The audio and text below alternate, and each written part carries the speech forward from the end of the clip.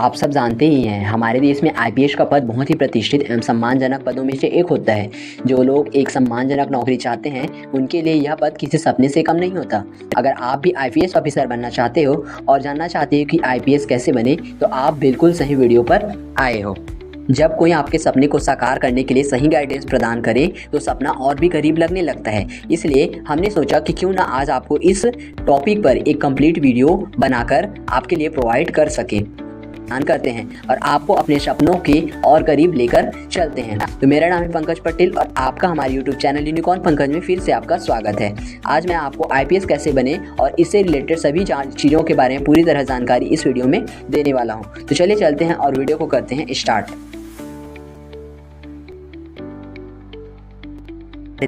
IPS officer बनने से पहले आपको इसके बारे में जानना होगा कि आईपीएस आखिर कौन होते हैं। हमारे देश में आईपीएस अधिकारी के पद का गठन 1948 के करीब में हुआ था और यह 3 अखिल भारतीय सेवाओं IRAS Indian railway account service, IAS Indian administrative service, IFS Indian forest service में से एक प्रमुख पद होता है। आईपीएस अधिकारी की वर्दी पर आईपीएस का बैच लगा होता है और साथ ही साथ उसकी वर्दी पर 3 स्टार लगे होते हैं। अगर आपको इस प्रकार का कोई पुलिस अधिकारी दिखाई दे तो समझ जाइए कि वह एक आईपीएस अधिकारी होता है। साधारण शब्दों में हम कह सकते हैं कि देश में रहने वाली जनता सही तरीके से नियम कानून का पालन कर रही है या नहीं, इसका देख रेख करने के लिए हर जिले में पुलिस अधिकारी के मुखिया के रूप में आईपीएस ऑफिसर को नियुक्त किया जाता है। आईपीएस ऑफिसर बनने के लिए आपको यूपीएससी के अंतर्गत सभी परीक्षाओं को क्लियर करना होता है। अब बात करते हैं आईपीएस का फुल फॉर्म के बारे में। आप में से बहुत सारे लोग आईपीएस अधिकारी बनना चाहते होंगे, परंतु बहुत कम लोगों को आईपीएस अधिकारी के फुल फॉर्म के बारे में पता होता है। मैं आपको इसके बारे में जानकारी बताना चाहूँगा कि आईपीएस का जो फुल फॉर्म होता है इंडियन पुलिस सर्विस होता है, जिसे हिंदी में भारतीय पुलिस सेवा भी कहते हैं। अब उसके बाद आता है आईपीएस ऑफिसर बनने के लिए एलिजिबिलिटी क्या क्या होती है। आईपीएस अधिकारी बनने के लिए सबसे पहले आपको निर्धारित एलिजिबिलिटी क्राइटेरिया को फुलफिल करना होता है। इसके लिए पहले आपको इसकी एज लिमिट को क्रॉस करना होगा। एज लिमिट में अगर कैटेगरी वाइज की बात की जाए तो सबसे पहला आता है जनरल की कैटेगरी। जनरल की कैटेगरी में एज लिमिट होता है 21 से 32 ईयर के बीच में होता है।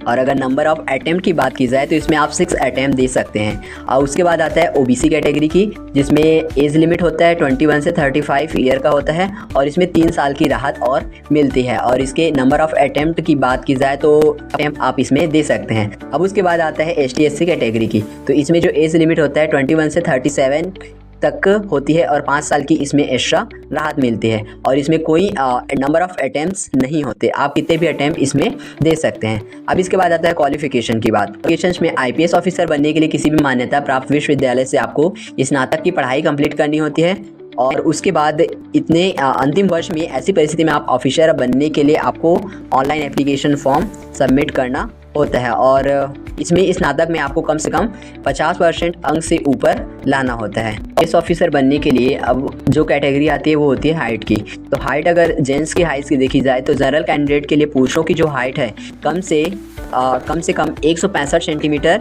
या 5 फुट 5 इंच और SC OBC कैंडिडेट के लिए पुरुषों की लंबाई कम से कम 160 सेंटीमीटर 5 फुट 4 इंच होनी चाहिए। महिलाओं के लिए हाइट, जनरल कैंडिडेट के लिए स्त्रियों की हाइट कम से कम 150 सेंटीमीटर 4 फुट 12 इंच और SC और OBC कैंडिडेट के लिए स्त्रियों की हाइट 145 सेंटीमीटर या 4 फुट 9 इंच होनी चाहिए। अब चेस्ट की बात की जाए तो पुरुषों के लिए जो चेस्ट है, पुरुषों की छाती 84 सेंटीमीटर से कम नहीं होनी चाहिए और महिलाओं के लिए महिलाओं की छाती 80 सेंटीमीटर से कम नहीं होनी चाहिए।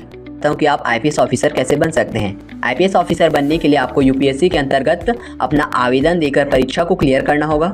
चयन प्रक्रिया में लिखित परीक्षा, शारीरिक दक्षता परीक्षा, साक्षात्कार और एक चिकित्सा परीक्षा क्लियर करना होता है। इसके बाद आप आईपीएस पद पर काम कर पाएंगे। दोस्तों मैं आप लोगों को इसके बारे में और अधिक डिटेल आगे इस वीडियो में देने वाला हूँ। तो सबसे पहले बात की जाए इसमें 12वीं की पढ़ाई की, तो आईपीएस अधिकारी बनने के लिए आपको स्नातक पूरा करना होगा और स्नातक की पढ़ाई पूरा करने से पहले आपको 12वीं की पढ़ाई पूरी करनी जरूरी है। आप किसी भी स्ट्रीम में पढ़ाई कर रहे हो जो स्नातक में आप आगे चलकर काम में आए, ध्यान रहे आपका कम से कम 50% से अधिक अंकों से 12वीं की कक्षा उत्तीर्ण होनी चाहिए। अब दूसरा होता है स्नातक की पढ़ाई। 12वीं की पढ़ाई पूरी करने के पश्चात अब आपको स्नातक की पढ़ाई पूरी करनी होगी, क्योंकि यूपीएससी के अंतर्गत स्नातक के अंतिम वर्ष में पढ़ाई कर रहे हो या फिर कर चुके उम्मीदवार को ही अपना आवेदन दे सकते हैं। ध्यान रहे आपको स्नातक में कम से कम 50% से अधिक अंकों से उत्तीर्ण होना है। उसके बाद थर्ड पॉइंट आता है यूपीएससी परीक्षा के लिए रजिस्ट्रेशन करना। अधिकारी बनने के लिए आपको यूपीएससी के अंतर्गत अपना रजिस्ट्रेशन देना होता है और प्रत्येक वर्ष एक बार परीक्षा में बैठने के लिए ऑनलाइन एप्लीकेशन फॉर्म आपको सबमिट करना होता है। यूपीएससी में रजिस्ट्रेशन के बाद आपको 3 परीक्षाओं से होकर गुजरना पड़ता है, जिसमें पहला आता है प्रीलिम्स, सेकंड आता है मेंस एंड थर्ड आता है इंटरव्यू। जो पहला आता है प्रीलिम्स परीक्षा को क्लियर करना होता है। तो यूपीएससी के अंतर्गत आवेदन करने के बाद आपको प्रारंभिक परीक्षा या प्रीलिम्स में बैठना होता है। इस परीक्षा में कुल 2 अलग अलग पेपर होते हैं। मुख्य परीक्षा के अंतर्गत उम्मीदवार को सामान्य अध्ययन CSAT के 2 पेपर पूछे जाएंगे। यह पेपर परीक्षा स्क्रीनिंग परीक्षा होते हैं, मतलब इससे प्राप्त होने वाले अंकों की मेरिट लिस्ट में गिनती नहीं होती। अब उसके बाद होता है मुख्य परीक्षा को क्लियर करना। जब आप यूपीएससी के अंतर्गत प्रारंभिक परीक्षा को क्लियर कर लेते हो तब आपको मुख्य परीक्षा देना होता है और इस परीक्षा में सामान्य अध्ययन, निबंध से संबंधित पेपर लिए जाते हैं। आप इस परीक्षा में जितने अंक प्राप्त करेंगे उन सभी अंकों को मिलाकर आपकी मेरिट लिस्ट तैयार होगी। आईपीएस अधिकारी बनने वाले उम्मीदवारों के लिए यह परीक्षा काफी महत्वपूर्ण हो जाती है। उसके बाद आता है जो लास्ट राउंड होता है वो होता है इंटरव्यू क्लियर करना। मुख्य परीक्षा को पास कर लेने के बाद 200 अंकों का इंटरव्यू उम्मीदवार को क्लियर करना होता है। इंटरव्यू करीब 45 से 48 मिनट के बीच में लिया जाता है और इसमें आपकी बुद्धिमत्ता, आपकी पेशेंस और आपकी शौर्यता की जांच की जाती है। और आपको जानकारी के लिए बताना चाहूँगा कि इंटरव्यू में प्राप्त अंकों को भी मेरिट लिस्ट में ऐड किया जाता है। सभी उम्मीदवारों के लिए यह चरण भी बहुत ज़्यादा इंपॉर्टेंट हो जाता है। अब उसके बाद आता है आईपीएस की ट्रेनिंग पूरा करने की प्रक्रिया। यूपीएससी के अंतर्गत सभी परीक्षाओं से होकर गुजरने के बाद अब बारी आती है ट्रेनिंग की। एक आईपीएस अधिकारी की ट्रेनिंग कुल 3 वर्षों की होती है। उम्मीदवार को ट्रेनिंग के अंतर्गत प्रशासन और पुलिसिंग के हर छोटी से छोटी और बड़ी से बड़ी सभी चीज़ों के बारे में बताया जाता है। ट्रेनिंग पूरा होने के बाद उम्मीदवार को आईपीएस पद की शपथ दी जाती है और उसके बाद उस पद पर नियुक्त कर दिया जाता है। तो ये रही दोस्तों इससे जुड़ी सभी जानकारी। अगर आपको मेरा यह वीडियो अच्छा लगे तो प्लीज़ वीडियो को लाइक कीजिए, चैनल को सब्सक्राइब कीजिए, साथ ही साथ बेल आइकन को भी प्रेस कर दीजिए ताकि मेरी इसी तरह के आने वाले नए वीडियो आप तक पहले पहुँच सके।